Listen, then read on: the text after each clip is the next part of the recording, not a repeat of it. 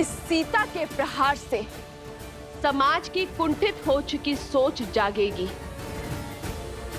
जन जागरण का नाद होगा।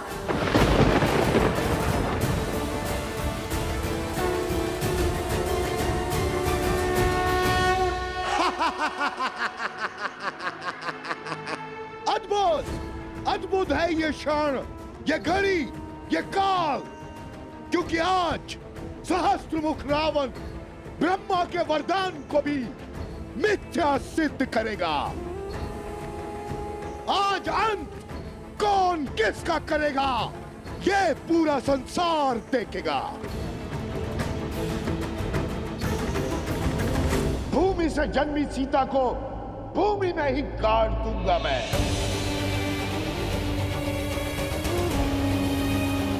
माटी में मिला दूंगा तुम्हारा अस्तित्व में।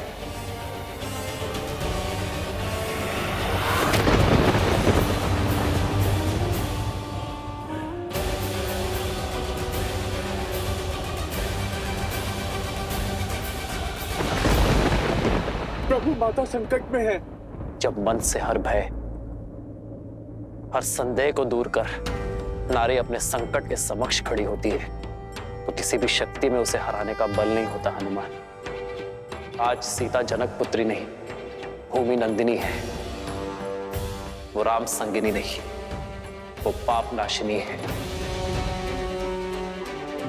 जो नारी शीतल पावन सी है, वो बार बार प्रताड़ित करने पर भयावह आंधी भी बन सकती है। हे माँ गौरी, मुझे शक्ति दीजिए माँ गौरी।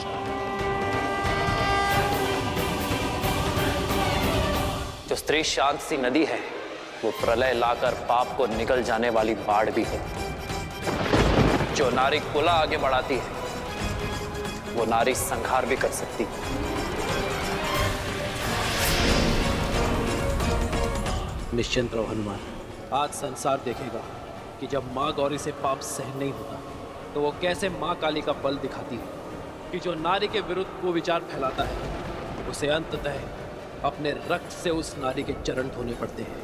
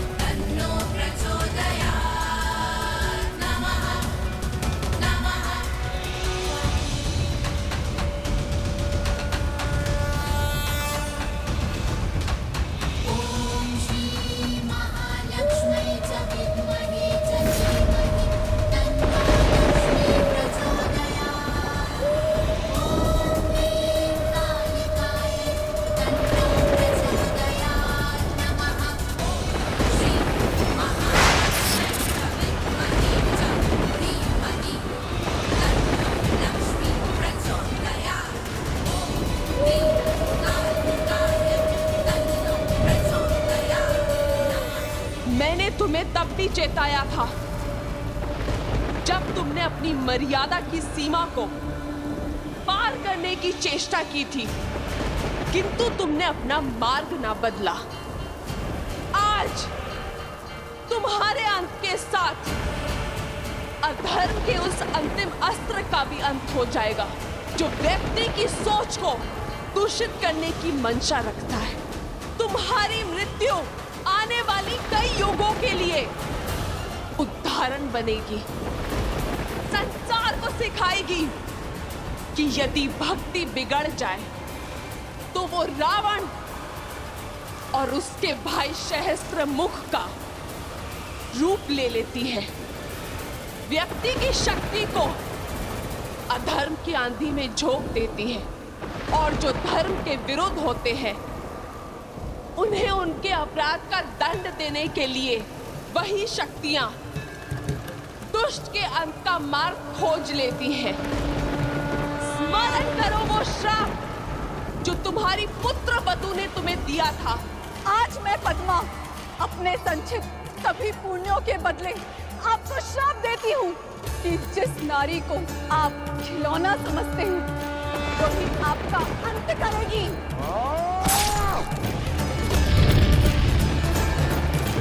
ब्रह्मदेव से वर तो पा लिया दुष्ट, किंतु स्त्री से सुरक्षा का वरदान ना पा सका तू।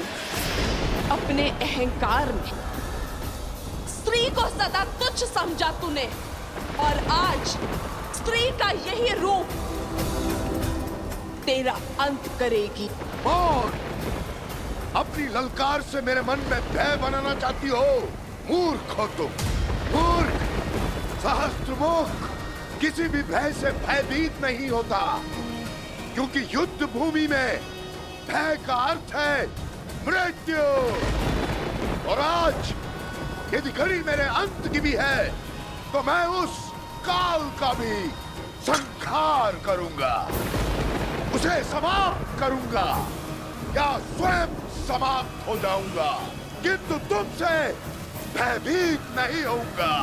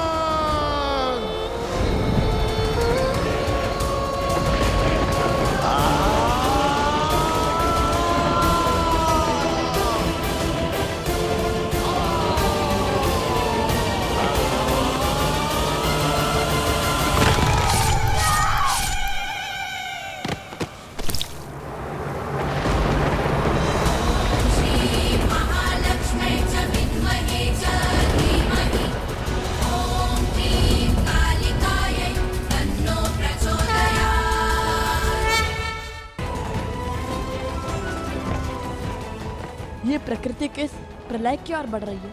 न जाने माता हनुमान जी के साथ अकेले क्यों चली गई?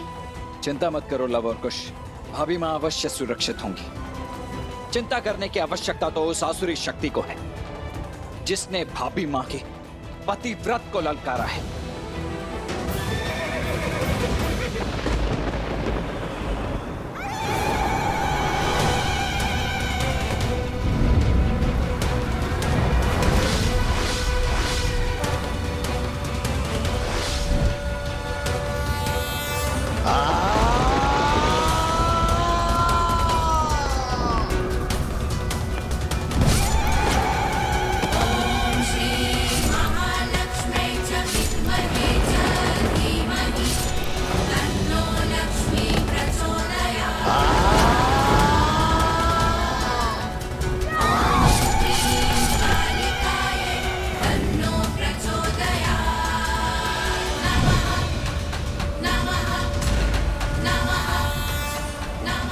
नहीं, तुम मेरा अंत नहीं कर सकती। ये मेरा अंत नहीं हो सकता, नहीं हो सकता।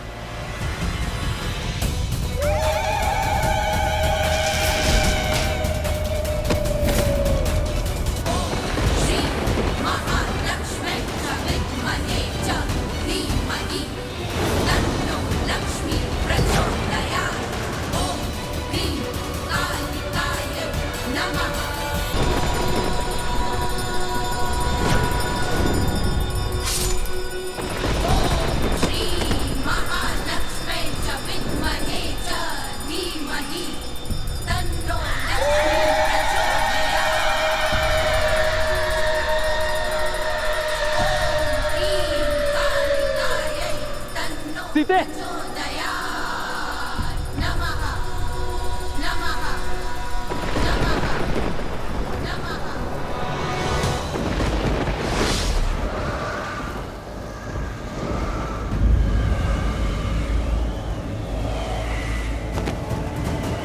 सीते।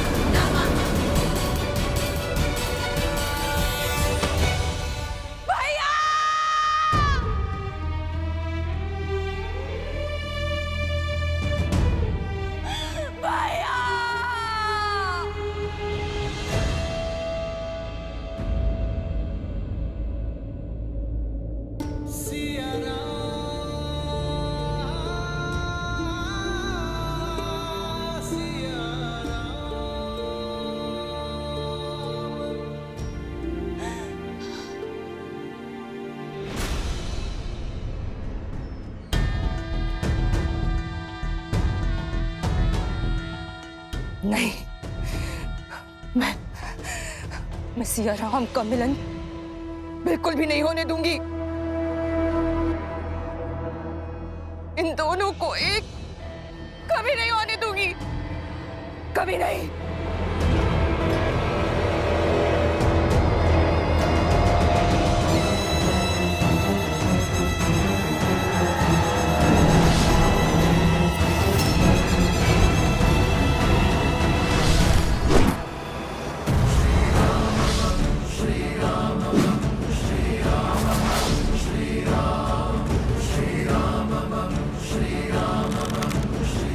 सावधान शूर्पणखा।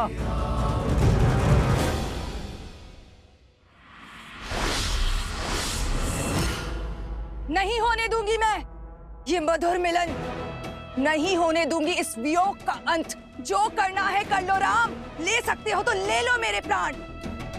अंत से भयभीत नहीं होती है ये शूर्पणखा, परंतु एक बात तुम समझ लो, मैं सदा सिया राम की दूरी का कारण बनूंगी। तुमने मेरा परिवार, मेरे कुल, सबका अंत कर दिया और आज मैं तुम दोनों की मिलने की इस आस का अंत कर दूंगी। सियाराम सदा एक थे, एक हैं और एक रहेंगे। संसार का कोई भी बल इतना सबल नहीं शूर्पणखा जो सियाराम को भिन्न कर सके। तो करो अपनी मर्यादा भंग, उठाओ अस्त्र और कर दो एक स्त्री का संहार। शूर्पणखा, सब समाप्त हो गया, किंतु तुम फिर भी नहीं समझे कि प्रभु श्री राम स्वयं नारायण का स्वरूप है और माता सीता साक्षात लक्ष्मी का रूप। अब तो समझ जाओ। मौन, मौन हो जाओ लंका भेदी, विश्वासघाती। तुम श्राप हो हमारे कुल पे, श्राप। श्राप तो तुम हो शूर्पणखा।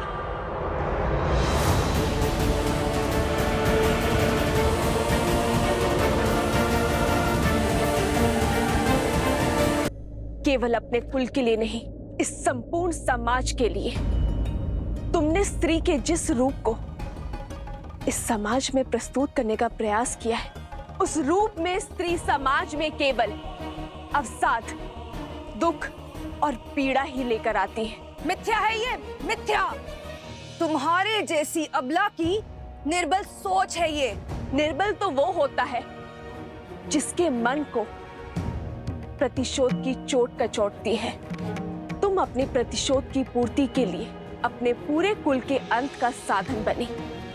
इस यात्रा में अपने पुत्र, अपने भतीजे मेघनाथ, अतिकाय, अपने भाई खरदूषण, कुंभकर्ण, दशानन रावण के अंत का साधन बने। इस घोर संग्राम के बाद भी तुमने अपने भाई सहस्त्रमुख रावण को समझाकर उसका पथ बदलने का प्रयास नहीं किया, बल्कि उसे भड़काया और अपनी मलिन सोच और अपनी मलिन इच्छा की पूर्ति करने की चेष्टा करती रही।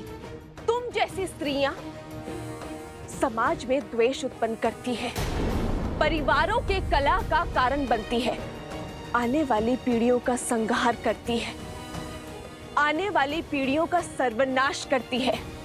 इस विध्वंस का सबसे बड़ा कारण तुम हो शूर्पणखा, तुम।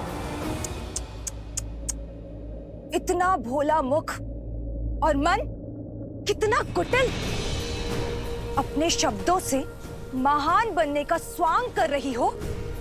ये विध्वंस, ये विनाश, इन सब का कारण मैं नहीं, तुम हो सीता, तुम।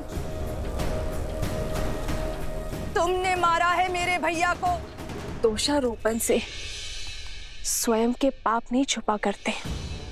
और रही बात सिया राम के वियोग के, तो संसार में कोई ऐसा बल, कोई ऐसा छल नहीं जो हमें पृथक कर सके।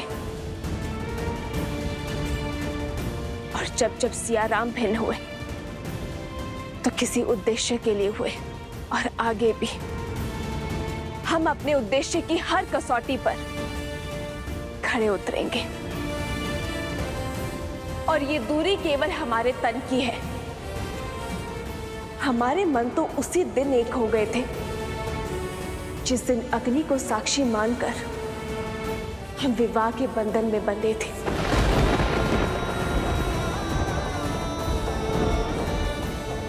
मेरे शब्द तुम्हारे भले के लिए है शूर्पणखा। सब कुछ तो खो चुकी हो तुम, अब अपने अपराधों की क्षमा मांग लो ताकि अपने किए का प्रायश्चित कर सको, अपनी भूल सुधार सको। चली जाओ यहां से, क्योंकि रघुनंदन के हाथ मर्यादा की डोर से बंधे हैं और वो इस डोर को भंग नहीं करना चाहते। रघुकुल का बाण किसी स्त्री के लिए नहीं उठेगा। तुम भले ही असुर हो, परंतु हो तो स्त्री ही, और नारी का सम्मान करना रघुवंशी भली भांति जानते हैं। इसीलिए श्री राम ने तुम्हारे पग रोकने के लिए बाण चलाया था, तुम्हें मारने के लिए नहीं, किंतु स्मरण रहे।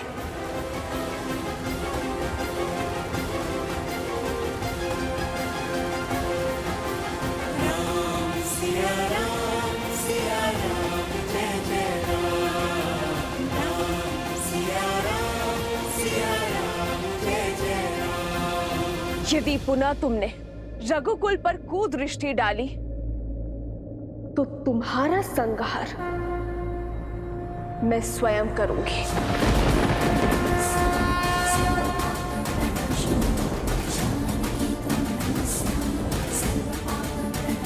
असंभव!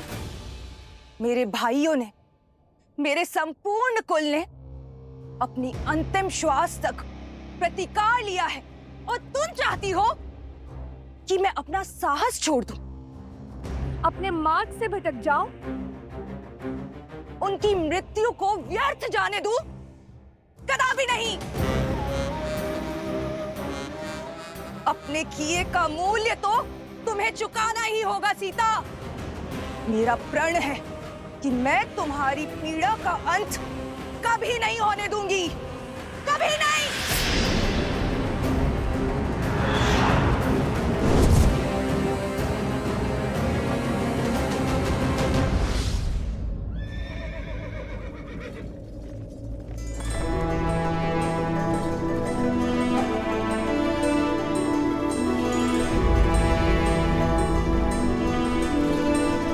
ये क्या? पिताश्री का रथ यहाँ।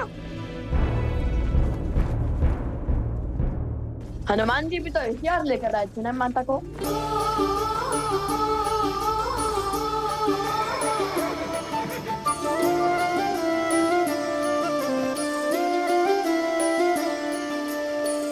जन्म जन्म का है ये संगम, राम रतन सीता वैभव धन।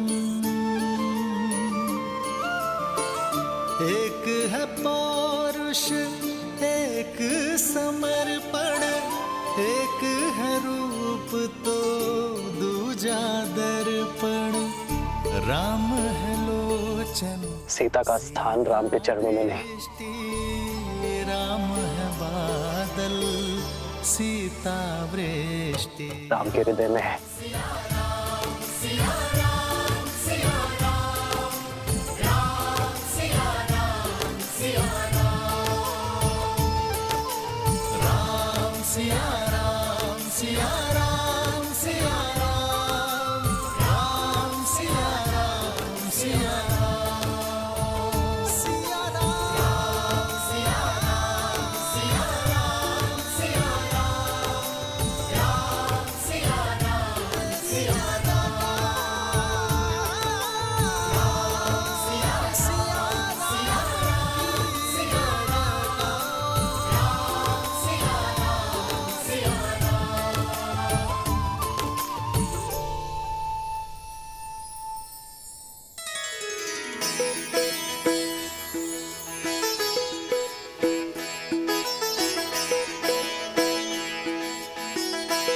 प्रभु, आपका ये अलौकिक मिलन अयोध्या पे छाए दुख के हर बादल को हटा देगा, नगर भर के मन में खुशियों का संचार कर देगा। प्रभु,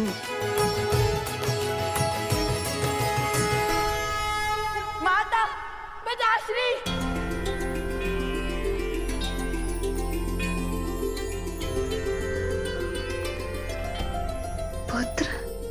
पुत्र माता, वो समय हम लाएंगे जब प्रभु श्री राम और माता सीता फिर से एक होंगे। क्षितिज, हम करेंगे रामायण संपूर्ण। जो नदी के तट को मिलाते से तू जन्म बात पिता मिलन के हेतु रामचंद्र सिया विरह घटाने प्रकटे नव कुश रूप सुहाने। आज हमारा संकल्प पूर्ण हुआ। सिया राम के वियोग का अंत हुआ। सिया राम, सिया राम, सिया राम। अब आप दोनों कभी पृथक नहीं होंगे।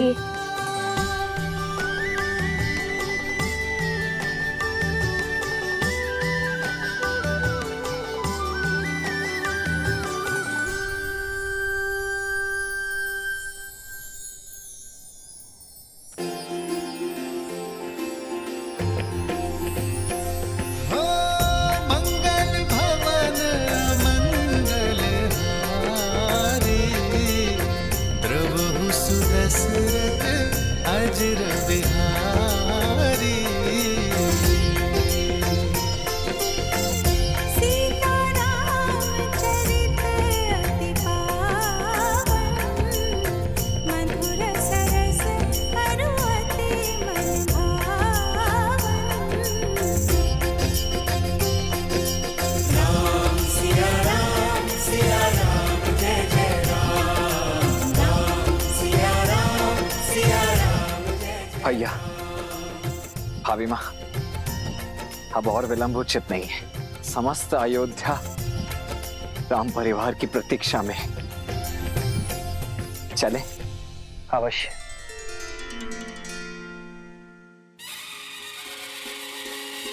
नहीं और भाई सूरज जागा पाए अमृत ये मन प्यासा पतझड़ बीता मधुरत आई बनने जैसे सुध पाई। सज रहो अयोध्या सारी, क्योंकि हमारे महाराज और महारानी जो पधार रहे हैं। राम जी सिया पधारे सरयू के किनारे, द्वार सजाओ संग साथिया सौभाग्य। जय सिया राम, जय सिया राम, स्वागत में जय सिया राम, जय सिया राम, जय सिया राम। भोरे तिलक वाली अवध वधू संसार की अब सीता माता, दशरथ नंदन रघुराय के गुण दस दिशाओं में हर घर गाता, हर घर गाता।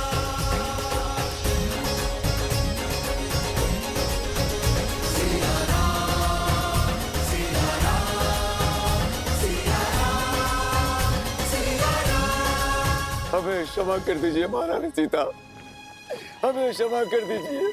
हमारे कारण आपको वियोग का घोर दंश झेलना पड़ा, इतने संकट उठाने पड़े। हमें क्षमा कर दीजिए महारानी सीता। महारानी हमें क्षमा कर दीजिए। हमें क्षमा कर दीजिए महारानी। हमें क्षमा कर दीजिए महारानी। रथ रोको सारथी।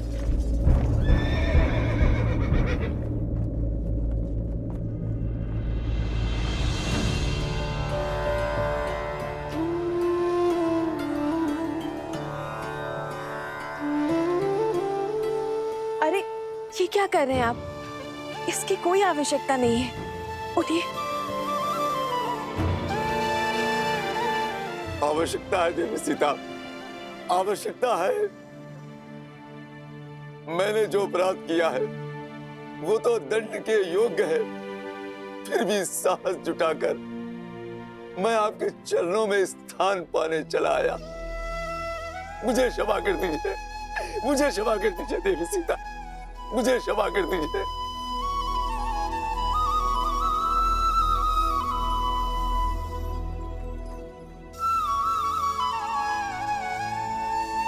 जब आपकी पत्नी ने आपको क्षमा कर दिया है तो मैं कौन होती हूँ आपको दंड देने वाली? इसे एक बुरा स्वप्न समझकर भूल जाइए और राम राज्य की परिकल्पना को साकार करने में जुट जाइए। शुभ घड़ी है। चलिए अपने आंसू पोंछिए और आप भी। सिया राम, सिया राम, सिया जय जय राम। ये आंसू भी तो आनंद के हैं महारानी। आज आपको इस नगर, इस देश में देखकर मेरे सिर से अपराध का भार हट गया। अब जब मैं प्राण त्यागूंगी, इस संतोष के साथ त्यागूंगी कि मैं आपके दुख का कारण तो बनी, किंतु आपको सुख में पुनः घर लौटते देखने की साक्षी भी बनी। आज मेरा मन तृप्त हो गया महारानी, तृप्त हो गया। आपने हम सबके कारण कितना कष्ट सहा। आपके त्याग से हम स्त्रियों को समाज में समान अधिकार मिला। आपके संस्कारों के कारण, आपके दोनों पुत्रों की सूझबूझ के कारण आज अयोध्या में स्त्रियों को अपना मूल्य समझ आया है।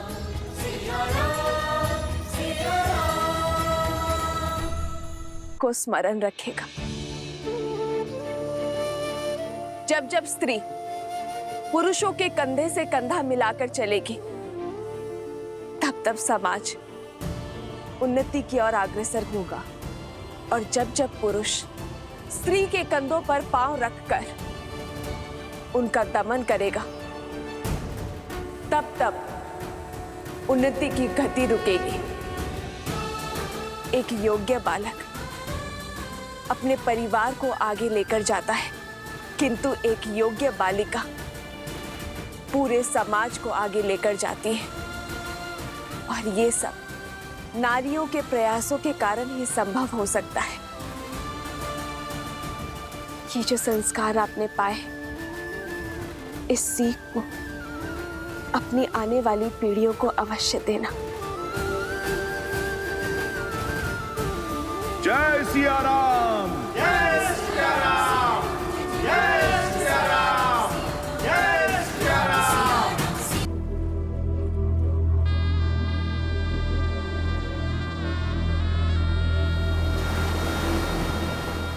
मेरा संपूर्ण कुल इस युद्ध की अग्नि में जलकर भस्म हो गया। बलिदान तो सबने दिए, परंतु कोई भी अपने लक्ष्य से नहीं डिगा। और अब मैं भी नहीं डिगूंगी। तुम्हारा अंत नहीं कर सकती तो क्या हुआ, परंतु तुम्हें और सीता को जीवन भर की पीड़ा तो दे ही सकती हूं ना। तुम्हारे आने वाले कुल का नाश तो कर ही सकती हूं राम।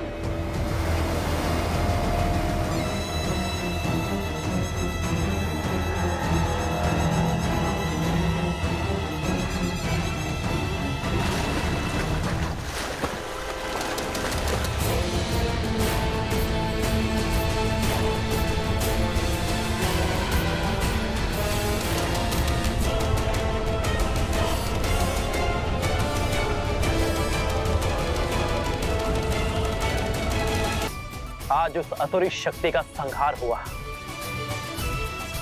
और उसका श्रेय देवी सीता को जाता है।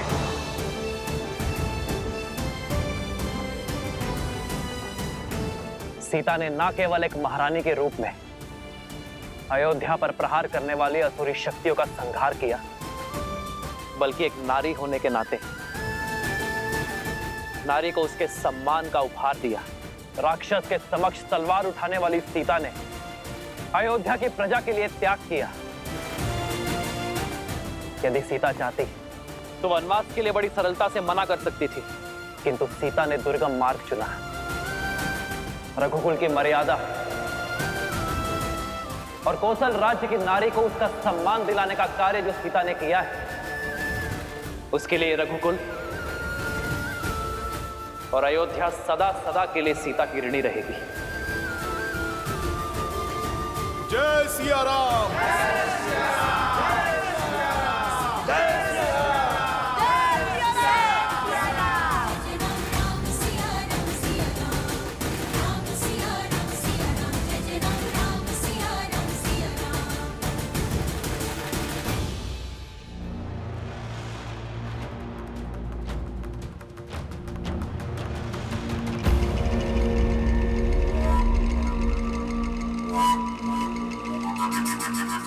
उठो पिंगलाक्ष, तुम्हारा तप पूर्ण होने का समय आ गया है।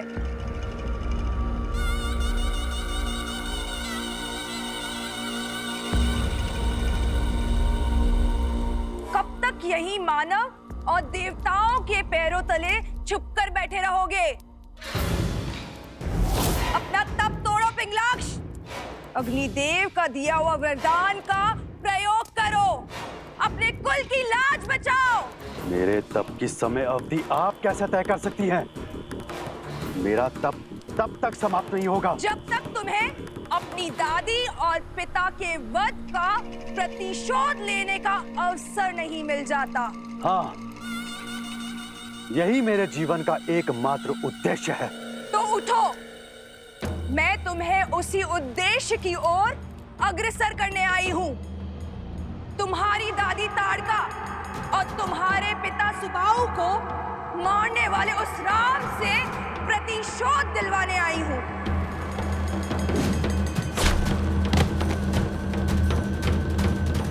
उस राम ने ही तुम्हारी दादी और पिता को मारा है, तुम्हारे जीवन में विध्वंस बोया। अब मैं तुम्हें प्रतिशोध लेने का अवसर देती हूँ, उसके पुत्रों को मारने का मार्ग बताती हूँ।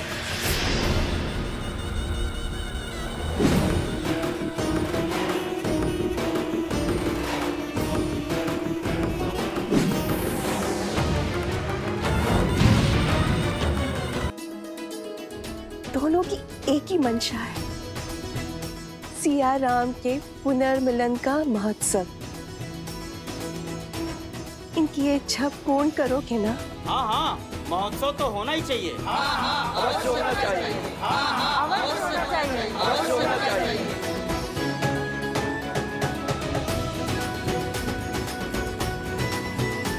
अयोध्या की महारानी और मेरी माता पुनः अयोध्या लौटी हैं। अपूर्ण अयोध्या आज पूर्ण हुई है। महाउत्सव तो होना ही चाहिए। उत्सव होना चाहिए।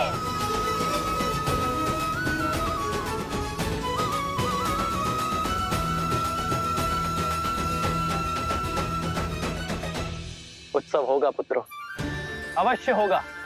और ये उत्सव पूरा अयोध्या, पूरा जनमानस और समस्त भारतवर्ष मनाएगा।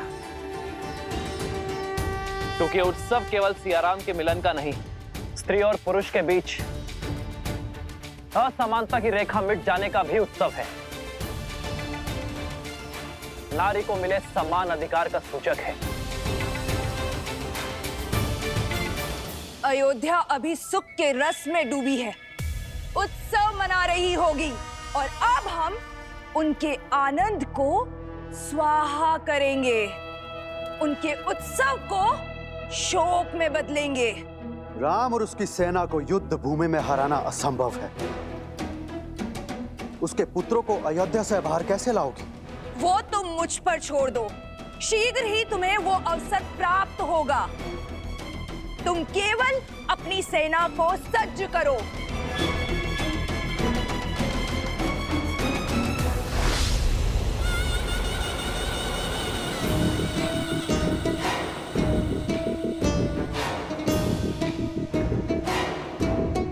जो अपने कुल का नाश होने का कारण बनी हो, उस पर विश्वास करना सरल नहीं।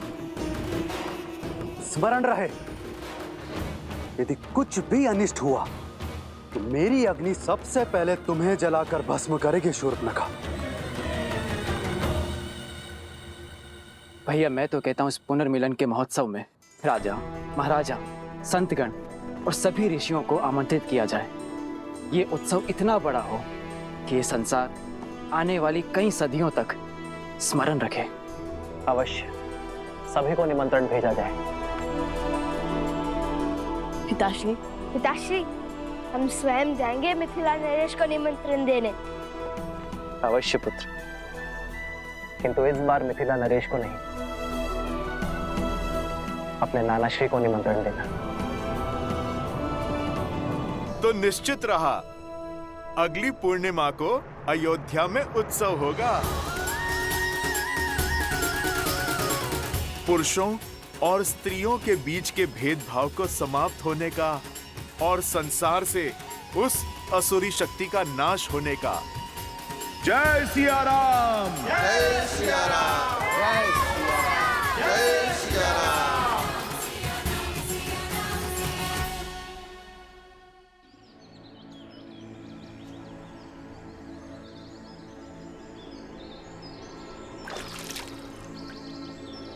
पिताश्री, शीघ्र कीजिए ना, चलना है।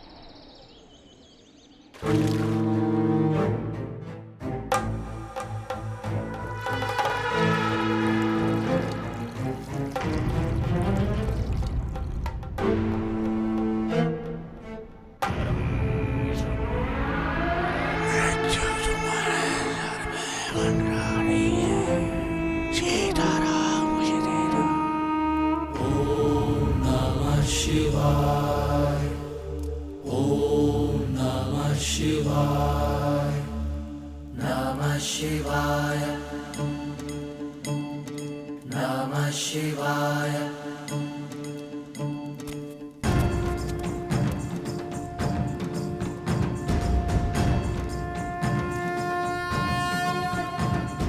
मिथिला जाने को सच हो गए दोनों। ओम नमः शिवाय। मैंने, तुम बोलो।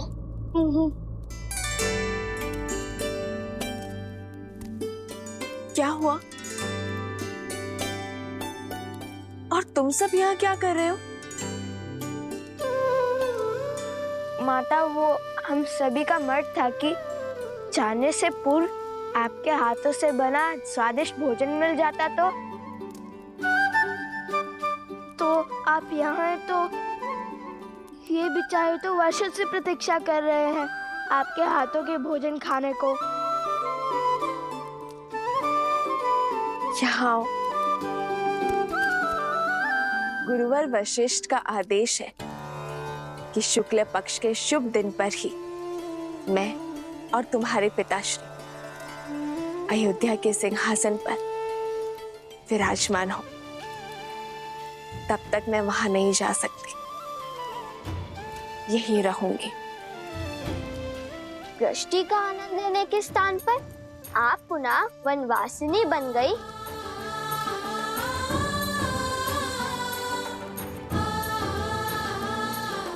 यदि मैं क्षण भर के लिए भी अयोध्या की महारानी का कार्यभार नहीं उठा सकती, तो मैं क्षण भर के लिए भी उस पद के साथ मिलने वाले सुख की अधिकारी नहीं हूं पुत्र। और यहाँ तो प्रश्न पूरे 16 पहर 2 दिवस का है।